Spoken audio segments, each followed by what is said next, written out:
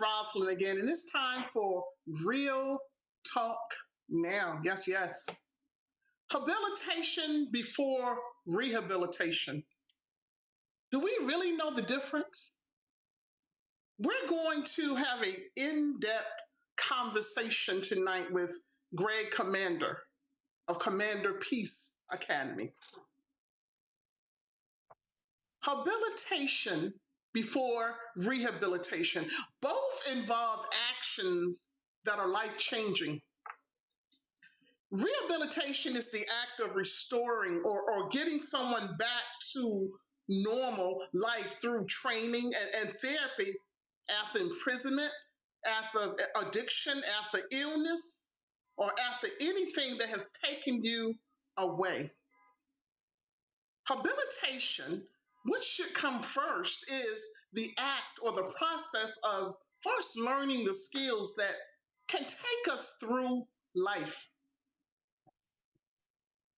One thing we want you to remember is before we can make crucial, long-lasting, and permanent life changes, we must first believe that a change is needed and learn the steps that we need to take to make the change.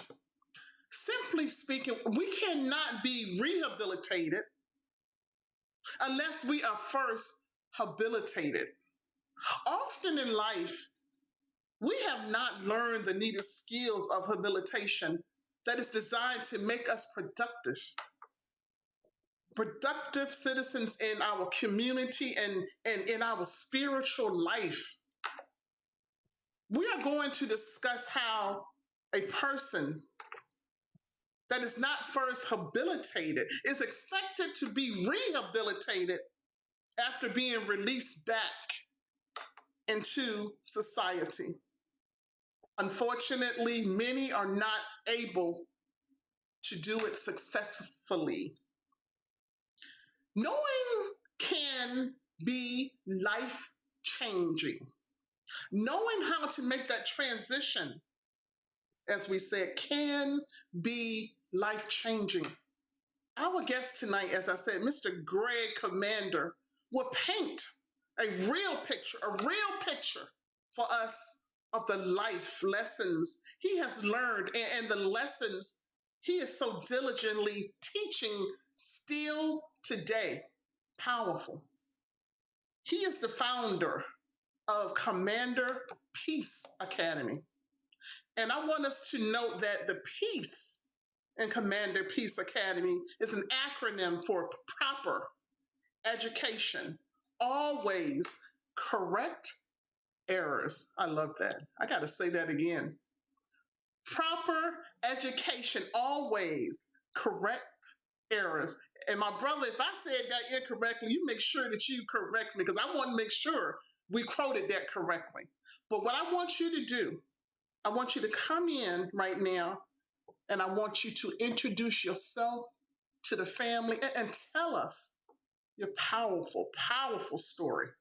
Amen.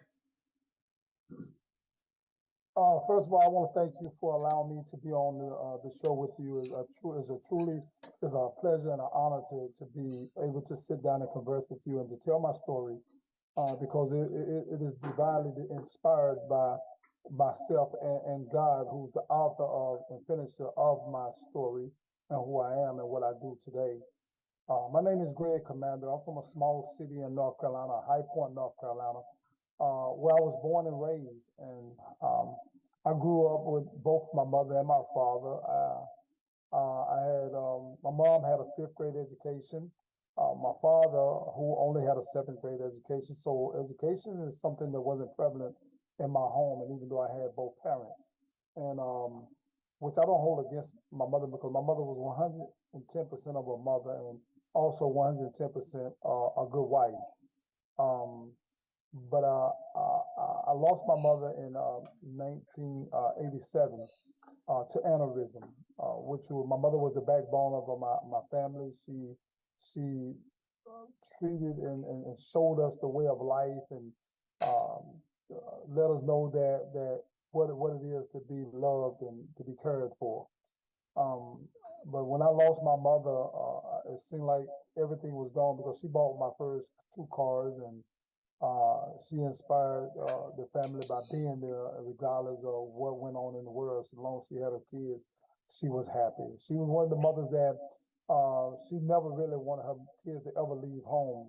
I guess she felt comfortable knowing that her kids was home, and as we comfort her in some type of way, if I must say. But after my mother passed in 1987 to aneurysm, God bless her soul, my father left home.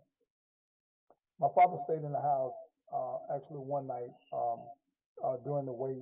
You know, he got drunk and fell asleep. And after that, he left the home, and my father was what you would say like one of the best hide and go seeker players I ever played with, because I could never find him. But he left home. When he left home, he promised us that if we paid the bills, he would take care of us, the rent. So we was paying the bills, and my father said that he will pay the rent. So he went to the landlord and promised the landlord as soon as he get this insurance money of my mother's death that he will pay it. And we get an unexpected knock on the door from the landlord. Said she hadn't seen my father in over 6-7 months, and she wanted her rent. And this is something that we didn't have because we wasn't prepared for rent. We never paid rent. My mother paid it always, so it was something that we wasn't used to anyway. So we had an altercation with her, and she threatened to put us out. I had no time to go look for my father and ask why he tell a lie or what is he gonna do or whatever. I had went to my survival mode as being the older brother is to try to take care of my sister and brothers and keep the roof over our heads. So I went to the streets. I remember looking out of my windows, and I'm looking out and seeing the thugs, the hustle, the gang bangers, thieves, and the robbers, who my mother kept us safe from. She never really wanted us to be in the streets. We was one of those type family. We grew up. My mother we didn't have time clocks and watches, so we watched the light, the street light. When the street light called us out, then we was too late coming home. So at this time that we could, like I said, I couldn't find my father, so I went to the street and I started looking for someone to help me get some quick money so I could pay my bill to keep a roof over my head and help my brothers and sisters. So I ran out and I ran into this guy that only had $20. And I asked him, I said, how can I make some quick money? They looked at me strange because we wasn't the type of kids that be out in the streets, nor to be messing with no drugs or asking about any drugs. So he said, I know this kid in Winston. You can go to Winston and buy some crack, which was you can buy one rock over there because it's so big. You can break it down to make. You take that 20 and split it down the middle and make 2 20s. And I did that. And I went over there and I ran into this little kid, and I bought the 20 from him. And couldn't find out, this young boy was only 10 years old who I was buying my drugs from. And I was already thinking of robbing when I seen him because I was that desperate for money at the time to make sure that I paid my rent and my light bill because my father was no longer to do it and I had to take responsibility. So at this time I was in my survival mode. So, but when he went behind the building when I purchased my drugs, I goes by and he got no little boy about just as short as he was and had a big gun. Like, I know you want to rob me. He had this look on his face. I know you want to rob us. I said, it was like, you look like looking at us like some of the other people look at us like, this is what y'all want, but this ain't what you want to do. So I was like, I quickly gave him his money. I went on back and I came back and forth to this guy. I took the 20 and broke it down and made 40. Took the $40, went back to him and bought me $40, broke them down, made $80, went back to High Point, sold it, made $80, went back to him again. I kept going, and I became one of his regular customers until I blew up where I can go get a big package from him. And when I got a big package from him, he gave me a nice deal on it. And I went back to High Point and I started selling drugs on a high level, trying to get my money so I could get us a place to stay because our landlord gave us only 7 days to be out of her house. And we're not used to this. So I got out there and I got to hustling and making money, and I was into some devilish things to get it. I haven't been sitting in places to purchase drugs, never been in the streets and walking a place where they put a pistol to my head the whole entire time that would make the transaction, because now I'm graduated from this little 10-year-old kid to going to New York and different places to purchase my drugs and asked to come and place it with a gun into my head the whole entire time of the transaction. And me being a tourist, the bull, being a little stubborn. On top of it, I was desperate to make money to survive, to not only to pay the rent, but to actually find another place to stay. And I got in. I was head over heels into the gang streets, running it, doing all the great things that comes with that street life and making money, hustling. And I remember learning how to hustle by going and watch other drug dealers standing in their neighborhoods behind bushes and stuff, watching how they sell to learn how to do it myself, because I didn't know how to do it, but I became real good because I paid attention and I learned, and I was doing this on my own in my own sneaky way to get this information. And I started hustling, and then the police is starting to pull me over and stuff, and I was believing that as long as I didn't have no drugs on me, they wasn't going to do nothing. They couldn't catch me. So I was hustling, making money, staying up all night. They sent the federal government in. And when they sent the federal government in, because the state couldn't catch us because they never could catch us dirty. When the feds came in, they locked up a group of us, and they pushed me in together with some other guys who, it was a sell or buy, where I just purchased from this guy or that guy, or he purchased from me or whoever. They put us all in together into a group which is called conspiracy, and they locked us up in the prison. And that was my day when they came in and took me away from my freedom to be on a journey to serve 25 years in the federal penitentiary. Wow. Sorry about that. I'm talking. I was muted. Yeah. That's quite a story. That is quite a story. And when I listen to that story, and when many people listen to that story, some think, oh, okay, I see where his life is now. They just automatically assume where you start is where you end up. Okay. Right. And it's powerful. Let's go back a little bit, because you said a lot. You said a lot. Let's revisit some of that conversation. Let's get a little more in depth in that journey, okay? Now, I'm going to repeat some of the things that you told me. You said your early life, we're going to call that pre-prison, okay? You lost your mom at an early age, 19 to be specific. And your father and mother were in the home, but once you lost your mom, he became, quote unquote, an absentee father, okay? Now, and you said the mom was the backbone of the family, and that is so true with many of the African American families. And I'm not saying that's not with other ethnic groups as well, but I know with the African American family, the mom is usually that backbone, that strength. Even though she had no formal education, she was blessed to have a wealth of informal education. And I often say that informal education is more powerful than the formal education, because that means you got common sense. Okay. Okay. Your father left too soon. Okay. And you, I noticed you said several times survival mode. Mm-hmm. Survival mode, because you had siblings that needed to be taken care of. So you couldn't worry about daddy. You had to do what you had to do, and you didn't have time to stop and waddle. You had to do what you had to do because you were in that survival mode. Right. Okay, because dad was not there anymore because he was doing his thing. Okay. Mm-hmm. Now, your siblings were younger, but you're not the oldest, but you took on that role. Yes. Okay, I want you to tell me about the drugs. Okay. How easy was that? Because you said specifically crack was the drug of choice to sell, correct? At that time, okay? It was the easiest thing because you was in drug survival mode. But so basically, rearing yourself, how was that? You were just a kid yourself. Tell me how it was that you had to take on the role of the parent. And did you ever think that you would end up there having to be able to do that?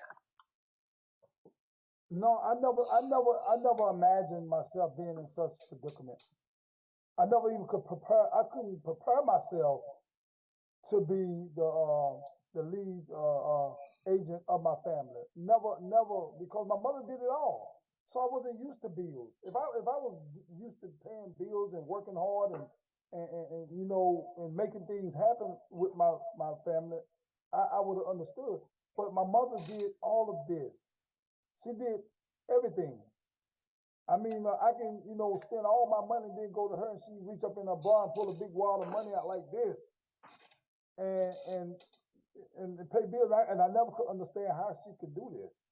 Yeah. But I Yeah. always, but at the same time, I never thought I'd be the lead agent to be able to take care of my family. But you know, like I said, when survival kicked in, it was surprising to me that I had to do this. It was surprising to me that I had the ability to even want to do this. But because I was losing my home, I can see myself being not only myself, it was my family. It was my brother, it was my sister. And we had younger kids at that time. But at the same time, I don't know what to do but to make money because I saw other young people making money. Yeah. So I figured then, with that being said, that was enough for me to go out and to reach out and say, I can go make some money like them because I saw they were making it quick. I saw them living, doing things. And I said, that's what I had to do. And I wasn't thinking no other routes, no other way of making money, not no jobs, no nothing. It had to be quick. The landlord only gave me 7 days before we had to be put out. Wow, that's something. Because again, one thing that you said to me is that you would often ask yourself, what would my mom say? Because you had to start doing that. You initially, when your mom was here, yes, that would, you know, help hold you down, ground you. But once your mom was gone, you had to still depend on some of those things that she taught you. But unfortunately, it was just she left you so early. Okay, and you told me some people would say, and not that you don't depend on Christ. That's not what we're saying, family.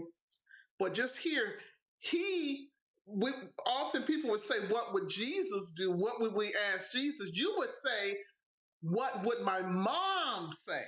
That's how much of a powerful impact she had on you. So, you know, like I say, my mom, she was 100% mom. You know, my mom, she did everything that she can do to teach us to be, you know, the good child. You know, do your chores, clean your house, sweep the floor, say your prayers.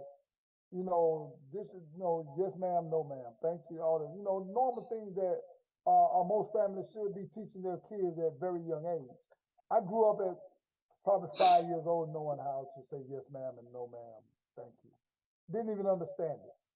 Just say it because that's what I was taught to say. Um, and my mom, when she passed away, I can only think of my mom because she was always there when something went wrong. She was always there and she gave me a sermon or a speech when I failed or when I didn't do things right or I took the wrong path. My mom would correct me. She would say something to me, but I never understood it.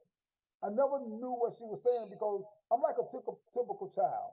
First of all, mama, you old school. Mama, you don't know what you talk about. This ain't how we live our life. Mama, this is a new generation. We do things different. Mama, my mama from South Carolina. Y'all were back in the olden days. We in the new days. Some similar to what the kids do today. We was doing that a little bit back when we was, you know, growing up. Like my dad used to say, he said, boy, just like a goat, you got a hard head and a stinking rump, you know.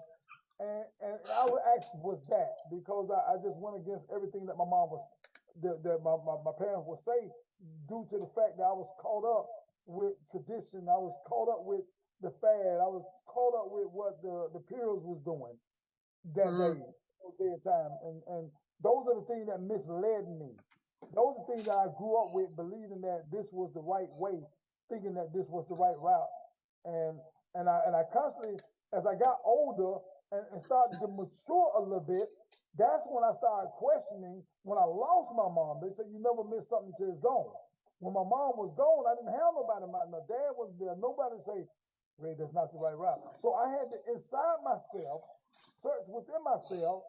I had to keep in connection with my mom because I knew what my mom would say. I had to ask myself, like I say, everybody wore these bands say, what would Jesus do? I made me one to say, what would my mama say?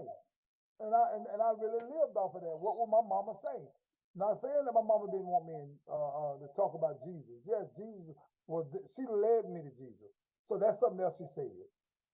But I'm always questioning it. And even to the day, I question, what would my mama say? Amen. Now let's move a little further down. Let's go to next. Locked up. Okay. Now, while you were locked up, you said about conspiracy. And you explained that to me. I'm going to get you to explain a little more in depth because that's a new thing to me. Two or more people coming together to reach a goal. That's what conspiracy means. Now, explain that because you told me it means being in the same company, okay?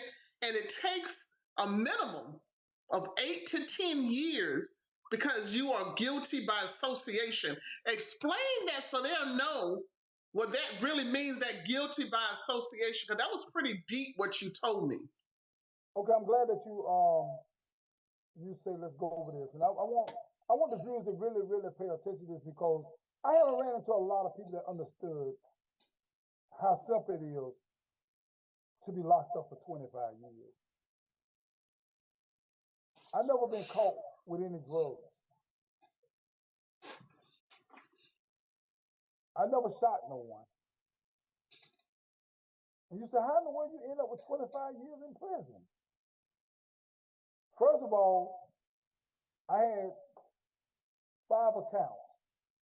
One of the number one accounts that locked me in was conspiracy. Conspiracy is 2 or more people gathered to reach a goal. I'm going to speak on it. I'm going to show you how it works. If you and 3 of your friends was known to make money, selling drugs or whatever, and you cut the drugs up, one go picks the drugs up, and one feeds your dog. When they come in, the federal government, they comes in, they snatch all of you at the same time and put you in a conspiracy. And when they put you into a conspiracy, which is 2 or more people coming together to reach a goal. All right, I need you to watch out. You watch the street, make sure you know police coming down here. That one man that stand on that corner can end up with 25 years, 10 years to 25 years in prison. Because first of all, he might not be charged with the drugs, but he got 10 years starting off because he was a watch out man. Just stand on the corner and say, man down. He ended up with 10 years. Because conspiracy starts off with 10 years to life. So at the bare minimum, you're gonna get 10 years. So with the consecutive accounts, tax on to your 10 years. That's how I ended up with 25 years in prison. So you could be in New York picking up drugs and get busted. I could be in High Point sitting at my house having dinner or breakfast with my family, reading a newspaper, and they kick in my door because they just busted you, and the federal government came in and grabbed all the boys for conspiracy, and I was in the conspiracy, and I was only the one that, yeah, man down. Now I'm in court facing these drug charges and conspiracy saying I only was sitting there, the only thing I did was fed the dog, or I was just standing on the block and said, man down. I didn't know I was in a conspiracy where you conspired for them to reach a goal. Wow. And that's how conspiracy start. And a lot of people don't even understand that they are right now are in a conspiracy right now. Wow. Just basically guilty by association. Guilty by That's some. association, and it's real. I lived it. Yeah. I lived it, and I went through prison fighting it in court. You fighting Wow. a ghost because you can never, at the age 17, 18, 19, 20 years old, knowing that these people got you in here for conspiracy to sell large amount of drugs, and you ain't sold nothing with none of these guys. Wow. Behind That's me, something. you ain't the one that told me to go out there and yell man down. One of the other guys told me to yell man down. So when I come to court, I don't even know you. I never saw you, but I was out there yelling man down, and I'm in a conspiracy because they busted you. Wow. And everybody linked to you is in the conspiracy. Wow. We got 10 years of life starting now, before we even got our time. Yeah. Wow. Okay. While you were locked up, you learned the true meaning of rehabilitation. Now we're going to talk about that because the R-E, okay, and rehabilitation means to get back. Right. The thing is, how can you get back to a place if you don't know the place to get back to? Right. Because you were never taught to be there in the first place. Okay, right. Tell me about that. Okay, the understanding is, you hear a lot when you're in prison, or you hear someone out here say, "Yeah, he went to prison. He rehabilitated. He went there for rehabilitation, or he rehabilitated." You cannot rehabilitate someone who never been habilitated. I was never shown how not to stay away from drugs. I never knew how to live without making money. I never knew how to live life without running with my boys. I never realized that one day I had to survive and do what I got to do to make it. There was no time in my life that I didn't hustle. Rather, I was at school selling bubble gum and annihilators. I always hustled from a young kid. I stole things when I was young. I was stealing. So growing up, bad was always present with me. So when I got locked up, incarcerated, you tell me that I had to rehabilitate. Rehabilitate means to do over. That's right.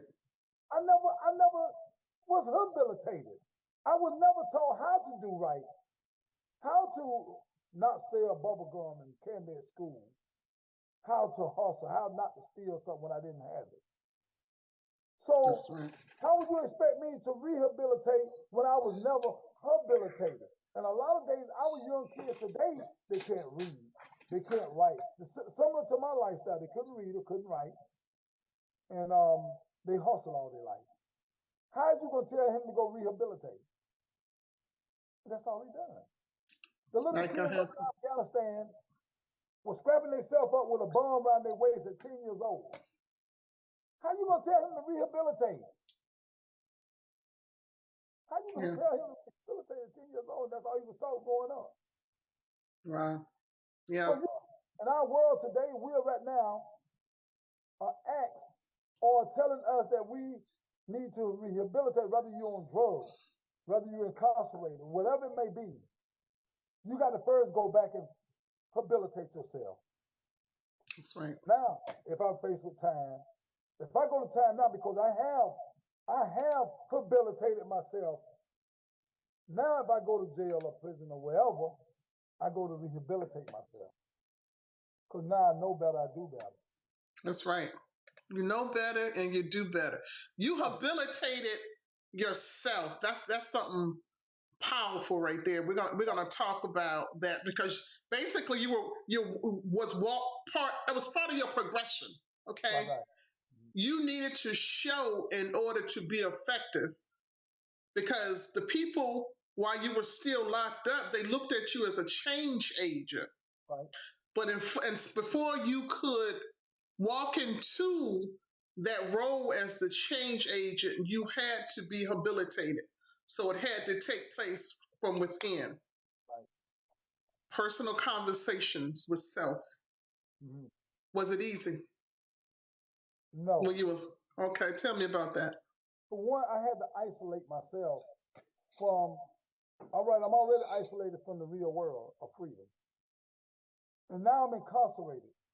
I had to isolate myself away from the prison. I had to look at everything from a different perspective. I had to see prison as school and not prison. I had to look at, I couldn't get caught up in the fact that, oh, you locked up, bro, don't nobody care about you. I had to think about there's a life outside of this place. I had to realize that in my soul searching, I had to find me first before I can habilitate myself. I had to find me. I had to accept responsibility and stop blaming the world for my faults and my wrongs, or my mom being gone, or my dad left home. I had to realize that it was me that had to get out and survive. It was me who tried to put a roof over my family's head and got caught up. It was me, because I chose that route to go to try to make a way. I didn't think about education, going to school, getting a job. I chose that route because I was in survival mode. And I had to do what most, quote unquote, what the community say, man, you had to do what you had to do. No, you're right. But in order for me to habilitate myself, I had to come one with myself. And I had to, first of all, accept responsibility and take accountability for my actions and what put me in the position where I was at. And everything that I looked at, I had to look at it from a perspective of learning. I had to realize that God was working in my life. I had to realize that through this right here was going to be a transformation. Through this right here, if I do this right here, it's going to take me to another level. It's going to put me in a place. If I read and educate myself, I was going to come out a better person. I was going to become somebody.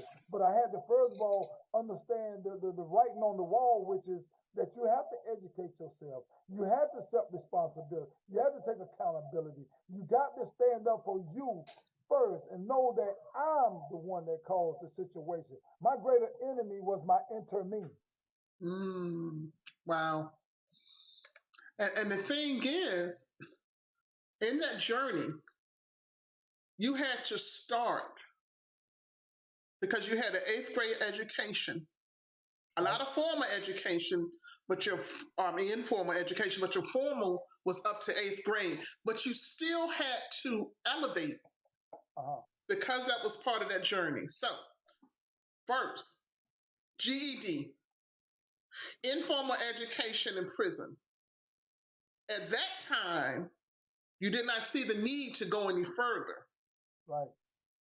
Because you said 25 years hanging over your head. Tell me a little bit more about that. Okay, when I got into prison, right,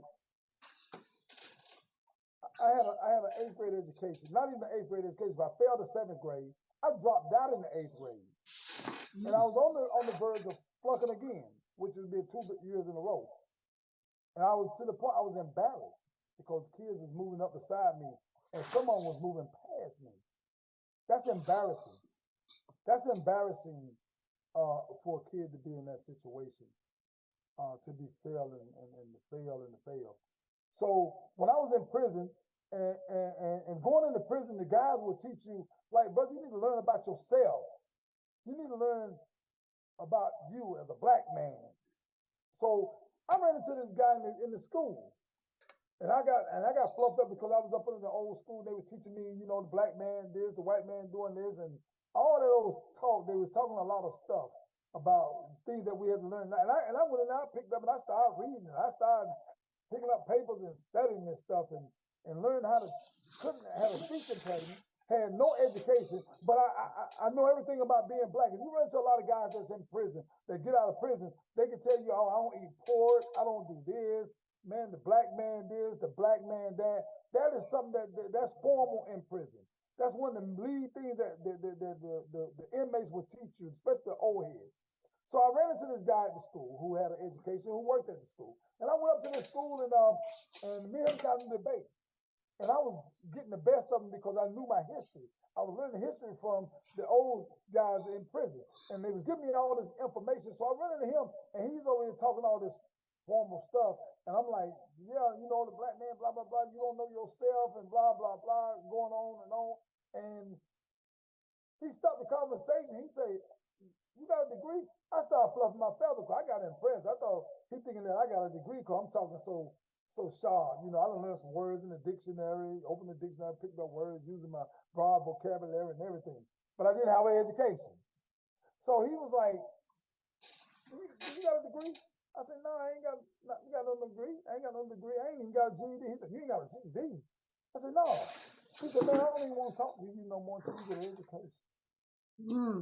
I felt this big because that's what all that I had was my conversation. I said, man, I don't need no GED, man. When I come away, we need to know who we are as a person. He walked away from it, and I felt disrespected because most black men, young black men, the only thing they ain't got is his talk game. He don't own nothing else on this planet but his talk game. So I went back to the unit. I'm hurt now because I wasn't prepared for this right here for nobody to turn me down because I was good. Because everybody used to look at me. I picked up the knowledge so quick and I was speaking and I was well good. I was well spoken and spoke the word well. And I learned it real quick. So they looked up to me. So now I feel this big because this man just walked away from my highest point. Me knowing what I know without an education. I'm like, you know, I ain't got an education, but I can speak this. And that's a lot of kids in prison, that's what they do. They don't have to have education. Once they get this about the black man, they feel like they did top dog, especially if I don't eat pork. So they got away from pork. So they like, wow, man, you phenomenal. And he walked away. So I met this guy in the prison, was a white guy, a little young white guy. Found out he was a school teacher. I asked him, I said, hey man, you a school teacher? He said, yeah. I said, man, I need you to teach me how to read and write. I said, I need to get a GED. I said, I don't have no money, man, but I got a little muscle and I got a little, clout around the compound. I can, switch off for you. He said, yeah. He quickly switched off because he was scared of the young little white guy. And he said, he'll help me. He said, I said, give me 1 hour a day. He said, I'll give it to you. He said, you promise me that you'll come every day and get it. I said, yes, sir, I'll be there. And he did this. And I went back to enrolled in school, and I got in school, and I went 3 or 4 months, and I got my GED. Wow. I went back to the dude, to the guy at the school. I said, hey, I'm ready to finish my conversation. He said, you got your GED? I said, bye. He said, well, now we can talk. I said, let me ask you something, though. He said, what? I said, you know Jesus? He said, no, I don't know Jesus. I said, man, I don't even want to talk to you no more until you find out who Jesus is. And I walked away and left him. 3 months later, he called me across the compound. Commander, come. I said, man, no, I told you, man, you got the information? He said, no, come. I said, man, go ahead and get the information. I'm coming now. He said, no, come. I came up there. I said, what's up? I said, you got the information? You found out Jesus? He said, yeah, I found out who Jesus is. I said, better yet. He said, better yet, I accept him as my Lord and Savior. I said, well, you can talk now. So for the next 4 years, he taught me formulas, how to break down sentences. And this was prohibited for inmates and the police to talk. And he taught me all the formulas and kept giving me education after I got my GED. And I would teach him the Bible and a little bit about his history. So I got transferred. But that was the beginning that I started striving to seek and seeing the power of education kicking in, seeing the power how it moves people, how it made me feel a little cocky because when I didn't have the education, I was so caught up in the other things, but now I'm starting to feel empowered. And when I started to feel empowered, it said Jesus and education together equals success. Then I started to feel so empowered now. I'm ready to tear down the walls of prison right now. So I'm striving through prison and I got all this education. I'm going to AA, NA. I'm teaching brothers that come into prison. They want to know how I'm doing my time. How you do all this time? Because I've been in time. Most guys come in, they come to me because I've been doing time. And I tell them how I did it and how I'm doing it. And they were so impressed with me. They sit down at my feet and talk to me all the time because I was sorted out now for the person I have become. and making it through prison and didn't walk around crying and pouting because I had found a new self in me. I learned that it was my rehabilitation state was really taking transformation within me, and it was starting to make a turn, and it was orbiting in my spirit like the 24 hours of the earth spinning on its axle. And I'm looking at God starting to reveal itself through the people's eyes. They're looking at me from a different view, looking at me from a different perspective, but I'm in the same condition they was in. I was like Moses, you know, I was burning, but I was not consumed. And now I was at the point, now I'm starting to see the prison walls starting to, a little hole started to come in. I can look and see freedom outside that hole and see life and seeing people and seeing to the point that I saw myself walking up and down the street again, seeing myself going through teaching, helping other brothers and leading people out of captivity, teaching people how to rehabilitate themselves and getting ready to the state. If they ever do fall again, they'll be able to rehabilitate themselves and see it real simple. Wow. Ooh. And that goes to the next part. Okay. Life Today and Commander Peace Academy. And I want to make sure again they hear the P stands for proper education. Always correct errors, correct? Yes, ma'am. Okay. Commander Peace Academy. Once that, I just see that this was birthed before you got out. Now, right. It was conceived. Let me put it that way. I'm sorry. Conceived. Go ahead. It was conceived in my spirit. First of all, I had to go back and look at myself. My name is Commander. So I had to see myself as a leader. Then I started baffling the police because in the federal prison, they call everybody by last name.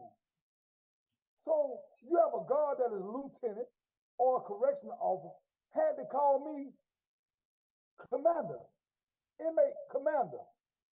Some didn't even feel right calling me Commander. So the leader in me, I took that and thought about when Jesus was changing the name of his servants. And my name now wasn't Greg, Money, Hustler, but it was become Commander. And I'm used to all these years they calling me Commander. They call me Commander today because I lived up to that name, Commander. And as Commander Peace Academy, I saw that everybody is just like me. And in order for you to rehabilitate yourself, you got to see the commander in you. So when you see Commander Peace Academy, Commander is not just my last name. It's saying that everybody is a commander. And you have to notice you have to recognize the commander in you in order for you to find the peace, which is the proper education that always corrects the error. That's when your rehabilitation state kicks in a peaceful state. The Bible says, peace, be still, meaning peace is always present. But we got to know how to speak to it and tell it to be still. So if you got chaos around you, chaos in your spirit, chaos in your condition where you at, you got to learn to say, peace, be still. And I understood what peace means because first of all, I had to speak to that because that war that was going on in me, all that chaos and all them turbulence inside me was had created the beast that I was, taking me away from the commander that I was. So when I told peace to be still, recognize I had a heart, I had a mind, I had a soul, I had a spirit, I had an ego. And I knew that one of them had to take charge. And one of them had to be the leader in your community. Because the first community wasn't outside of the Commander Peace Academy. The first Commander Peace Academy was able to bring together the community within you, which was your soul, your heart, your spirit, your mind, your ego. And one of them got to take leadership. I allowed the spirit who sits in the corner, raising his hand, and nobody pays attention to him. I say, Spirit, speak. Spirit say, Greg, look at you. You got to better yourself. You are a commander. You got to start leadership. You going back to the streets, and you need to be ready when you go back. So you need to read. You need to study. You need to educate yourself. And then you'll be prepared to go back to the street, because then you'll become rehabilitated and ready to change the world. Wow. That's powerful. That is powerful. And one other thing too, along with that what did you have to do for that vision, that conception? Because that was why you were in. When you came out, you had to put some steps in place. You had to network. You had to show that, okay, the how what we say, the OGs, when you came out, you were not that person that went in. But sometimes, unfortunately, they try to see that old person. How did you show you were the commander of that day, and that you were not, you left that life behind, that you were on a mission? What did you have to do to birth it now? Once you, okay, what I had to do was, first of all, I knew that I had to endure. I had to endure the suffering the same way that I endured the suffering inside. I had to endure the suffering outside. But through the sufferings that I was going, that I've been through, the Bible says, look to the hill where your help coming from. Look to the hill means to look back where God stepped in at. So if God stepped in my presence, in prison, serving 25 years, when I stepped out, I looked to God again. Say, God, now I'm here. I got to depend on you because I'm lost. I don't have a lot of people out here to teach me and lead me the way. Because my people, you said like Pharaoh told Pharaoh when Moses was at the burning bush, you told him to go back and tell Pharaoh to let my people go. You telling me to do the same thing. You telling me to go back and tell drugs. You going back to telling me people hustling. You telling me to go back and tell people who's gang banging. You go back and tell these people that's doing wrong, or these people breaking in and stealing, and telling Pharaoh, not tell them, but tell Pharaoh. Then I had to realize, who is Pharaoh? Pharaoh is anything that got you bound to your ignorance. Wow. And I had to figure out, me, 8th grade education, how I'm going to tell these people coming out of penitentiary, because the first thing they're going to say, oh man, you done been brainwashed since you've been in prison, man, and this. So I had to endure that. Oh, he messed up, man. Prison really took him away, man. He don't even do this, he don't do that. Now, I had to endure that. And through how I did that was consistency. Consistency to strive to do it where I was taught to do it in my habilitated state. Wow. Wow. And I knew people was not going to recognize it. But God said, you're going to have to endure that part. He said, if I suffer, you will suffer also. And I had to understand that I was going to get those stripes.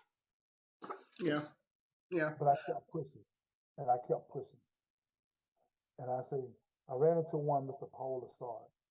He said, Greg, you got to go back to college. College? Man, I barely made it through my GED. I got my GED to prove to somebody that he wasn't going to stop me from talking what I need to talk, because he didn't want to talk to me because I didn't have an education. He's telling me that I got to go to college. I don't know nobody in my family that ever went to college and completed.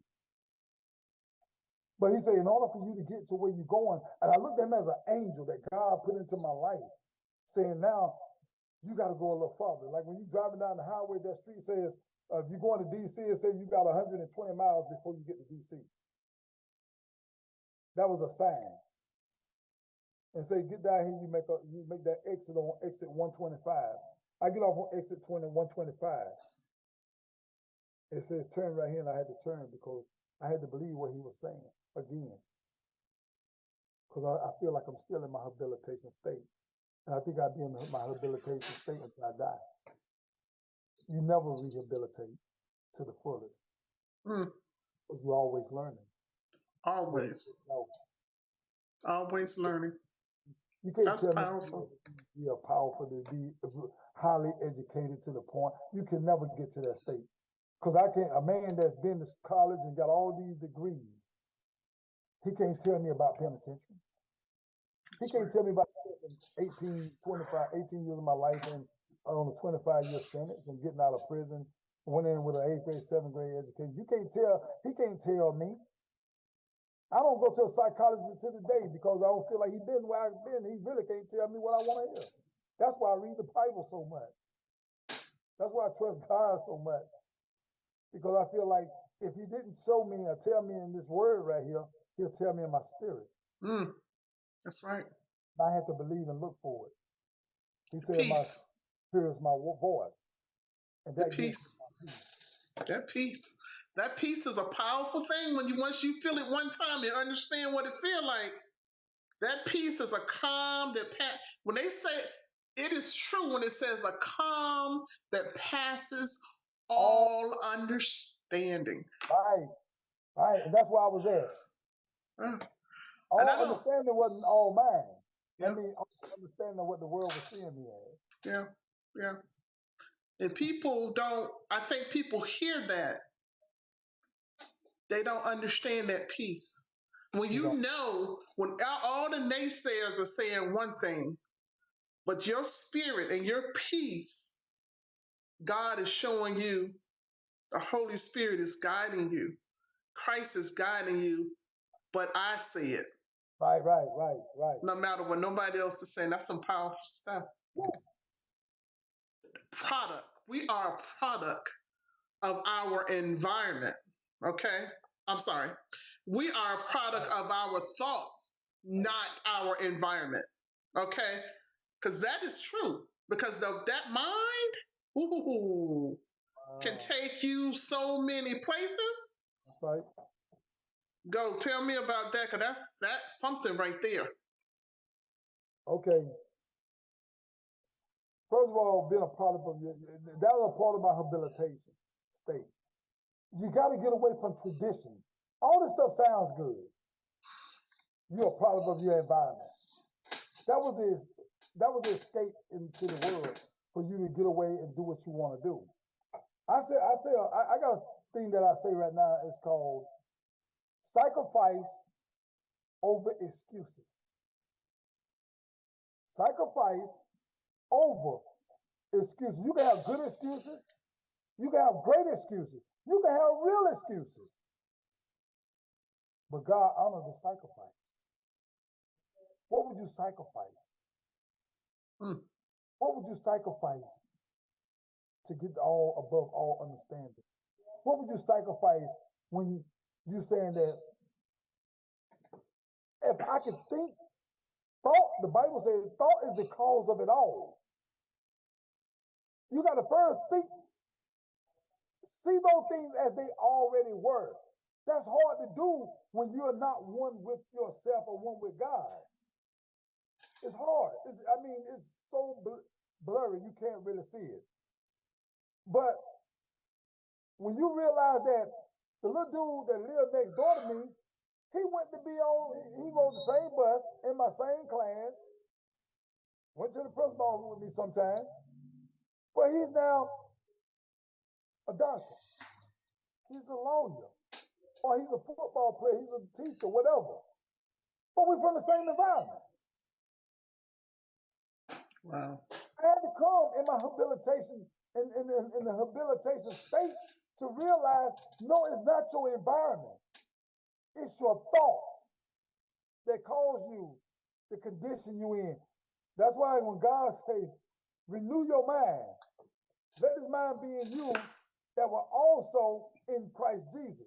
Meaning, you got to adopt a new mindset in order for you to rehabilitate yourself and to do right and to know the true route. Because there's two things you can do in life. You can survive, right? Or you can live life. You have to ask, am I living life or am I just surviving? And if you're just surviving, you are stressed out, you're broke down, you're coming up with your own Bible, you're writing your own scriptures, you're saying your own quotes, you're saying you're getting your own kind of excuses. So God says, sacrifice above excuses. I don't make the excuses to be in the position to start a Commander Peace Academy. I had to go around all my excuses. Because if I went by all my excuses, I had all the excuses not even to be on here with you today. I can come up with 10 different excuses not to be out there with the next person or do the next thing. But because I make a sacrifice, I'm going to do it. That's powerful. So your mind Your thoughts is the cause of it all. Your thoughts, you are a product of your thoughts and not your environment. Amen. Amen. Now, your academy, who are you targeting? And what is that main message that you're trying to communicate to them? Now, we covered a lot, but specifically your academy, what are you trying to prevent? What are you trying to communicate? Who are you trying to reach? Okay, I came for my people, quote unquote, as a whole, my community.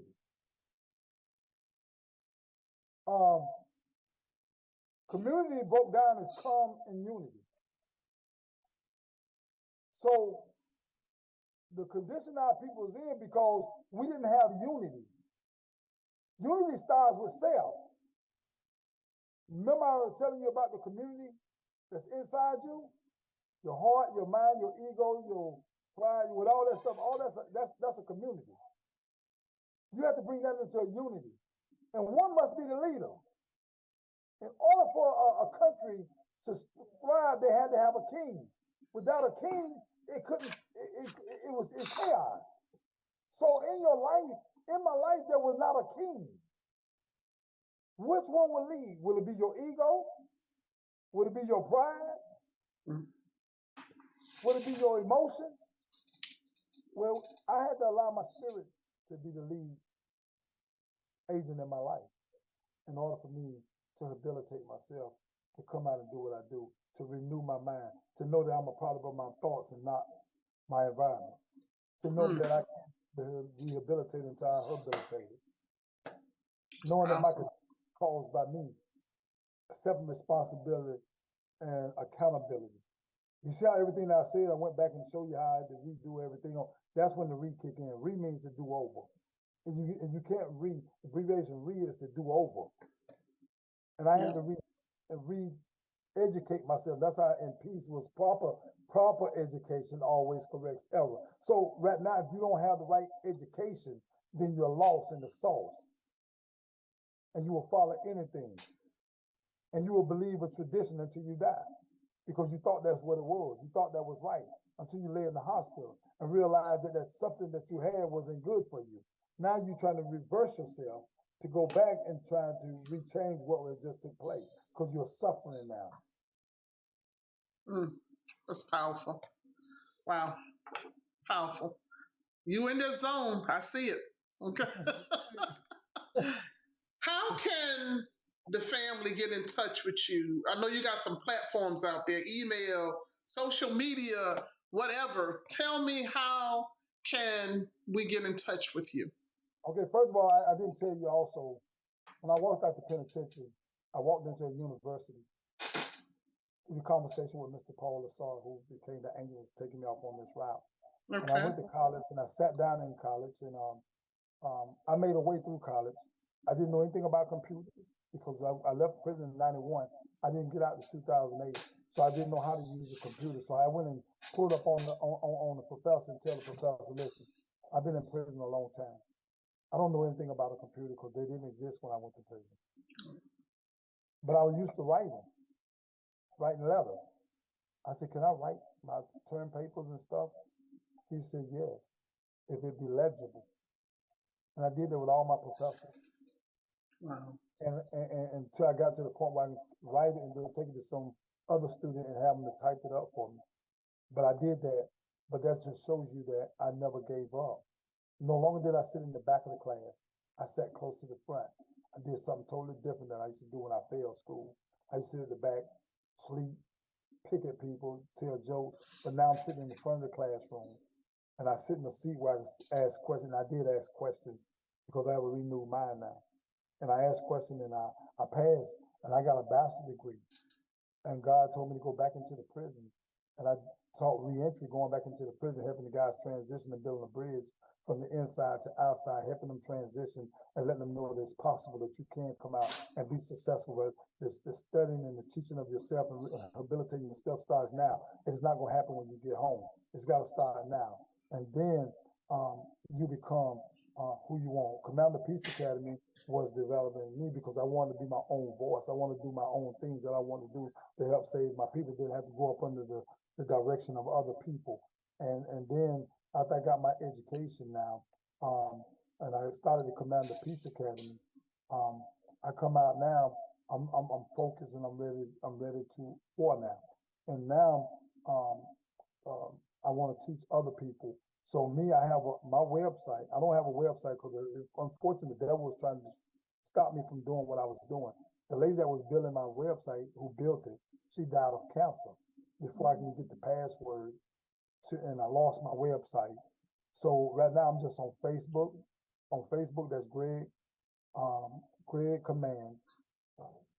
My Facebook page is Greg Command. That's GREG. Command is COMMAND. That's my Facebook page.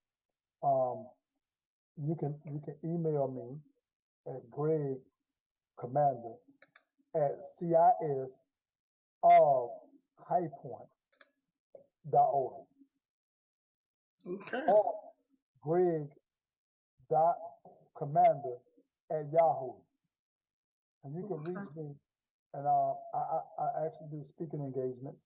I work with any. I travel. I work with any school, anywhere that I'm welcome to walk in and to tell my story, because the only thing I want to do is teach and share the word what God had put into me and help other people. It's beautiful. All right, and family, if you did not get all of that, I also have his information as well, in case you didn't get that. And you can reach out to me, Rosalind Green Price, at on Facebook, on YouTube, wherever you want to reach out to me, at Rosalind. I'm sorry, at Roz Real Talk Now. Okay, hashtag Roz Real Talk Now, or hashtag Real Talk Now Roz.